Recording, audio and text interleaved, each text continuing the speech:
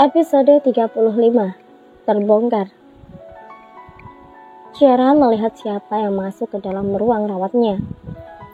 Wanita cantik itu tersenyum ketika melihat Kyo yang masuk bersama sang mama dengan memakai kursi roda. "Siapa yang memberitahu kalau aku dirawat di sini lagi?" tanya Ciara. "Tadi Arkan menjengukku. Jadinya aku tahu kalau dia sekarang berada di rumah sakit karena sedang menemanimu. Seharusnya kamu istirahat, jangan melakukan aktivitas apapun. Aku benar-benar khawatir, Ciara." Jawab Kyo. "Aku tidak apa-apa, hanya kelelahan. Aku baik-baik saja. Aku hanya tidak ingin selalu merasa bersalah kepadamu, Cia. Kamu tahu sendiri gara-gara aku menyebabkan kamu masuk rumah sakit." Ciara menggeleng pelan.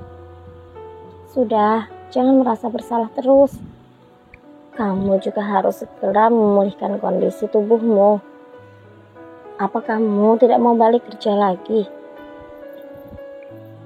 Kyo mendekatkan kursi rodanya ke arah ranjang Ciara. "Tentu saja aku ingin cepat sembuh. Tapi sepertinya setelah ini aku akan ikut Mami ke Amerika. Sepertinya mamaku ingin menjodohkanku dengan seseorang di sana," ujar Kyo tersenyum. Salma hanya menggeleng sambil bersedekat. "Mama hanya tidak mau jauh darimu lagi, nak. Makanya Kyo tante ajak ke Amerika, Cia." "Iya tante, saya mengerti." Ciara tersenyum. "Arkan kemana?" tanya Kyo yang sejak masuk kamar rawat Ciara tadi tidak melihat adanya Arkan. "Tadi dia pamit pergi sebentar," jawab Ciara. Di sisi lain, Arkan mencari keberadaan ayahnya di sebuah rumah yang tidak asing untuk pria itu. Sebuah rumah minimalis yang dulu pernah mereka jadikan rumah penginapan ketika berlibur ke Singapura saat dia masih kecil. Rumah itu juga yang dijadikan tempat tinggal Hestia setelah perceraiannya bersama Doni. Arkan bisa melihat sebuah mobil yang cukup familiar. Mobil itu dulu juga sering dipakai oleh Doni dan Hestia ketika mereka berlibur ke Singapura. Seorang satpam berjalan ke arah mobilnya yang masih berada di luar gerbang.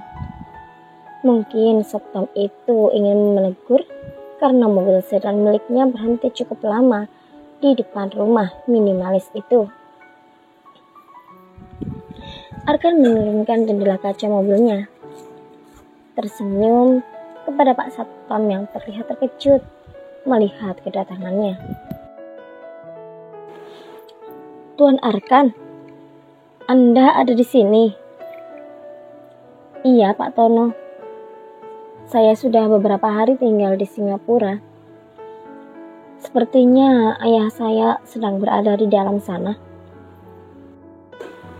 Arkan mengendikkan dagunya ke arah rumah. Mobil itu biasanya tidak pernah keluar dari garasi. Jadi saya yakin jika ayah saya berada di dalam. Arkan menyeringai. Pria paruh baya yang masih gagah itu menggaruk belakang kepalanya yang terasa gatal tiba-tiba. Pak Tono, saya akan memberikan uang pada Bapak lebih besar dari yang diberikan oleh ayah saya. Jika Bapak mau membukakan pintu ini untuk saya dan tidak mempersulit langkah saya untuk masuk ke dalam rumah." Pak Tono terlihat menelan salivanya. Tentu saja, dia tergiur dengan upah yang diberikan oleh Arkan. "Bagaimana? Apakah Bapak masih ragu?" "Ya Tuan, Anda benar. Sebenarnya Tuan Doni berada di dalam rumah. Beliau sudah berada di sini selama beberapa hari, jawab Pak Tono. Sepertinya dia hanya pasrah dengan bagaimana nasibnya setelah ini. Karena pasti Doni akan menjadikannya sasaran kemarahan. Arkan langsung saja masuk ke dalam gerbang rumah itu setelah Pak Tono membukakan pintu untuknya. Arkan sedikit berlari menuju pintu depan. Dia harus bicara kepada sang ayah mengenai masalah Jihan yang tiba-tiba berada di dalam apartemennya. Bukankah ayahnya itu memiliki koneksi banyak hingga mudah saja dia mendapatkan kunci apartemennya? Arkan sudah tiba di depan pintu. Kemudian dia memutar handle pintu tersebut. Akhirnya pintu pun terbuka dengan mudah karena ternyata memang tidak dikunci. Mungkin ayahnya tidak menyadari jika Arkan akan berkunjung ke rumah itu. Arkan masuk ke dalam dan melihat sepatu wanita dan laki-laki berada di ruang tamu. Dia itu semakin masuk ke dalam dan sayup-sayup mendengar suara seorang perempuan yang sedang melenguh. Arkan mengambil ponsel dan mencari aplikasi kamera. Dia itu berjalan perlahan dan suara itu berada di dalam kamar di lantai atas. Arkan mengepalkan kedua tangannya. Tentu saja dia tahu ayahnya sedang melakukan kegiatan apa dengan seorang wanita di dalam kamar itu.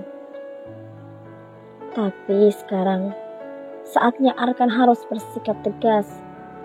Dan kalau perlu dia melawan sang ayah yang selalu mempersulit jalan Arkan agar bisa rujuk dengan Ciara. Arkan membuka pintu kamar yang sedikit terbuka.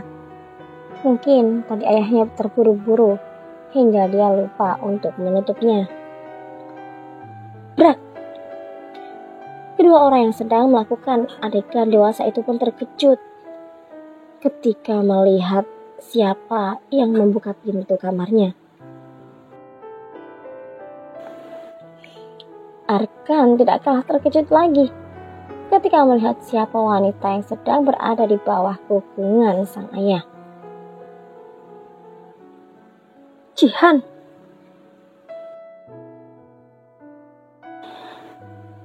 Arkan, apa yang kau lakukan di sini?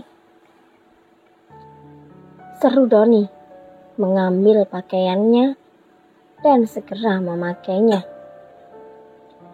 Sedangkan Jihan sendiri hanya bisa menutup wajahnya di balik selimut yang untung saja tadi bisa dia temukan. Ternyata kelakuan kalian seperti ini. Aku benar-benar tidak menyangka. Jadi mulai detik ini, aku tidak akan mau menuruti perintahmu, Bapak Doni Irawan. Dan kau Jihan, kalau kamu tidak mau videomu tersebar, sebaiknya kamu minta maaf pada Ciara dan mengatakan semua kebenaran pada wanitaku itu. Bersambung.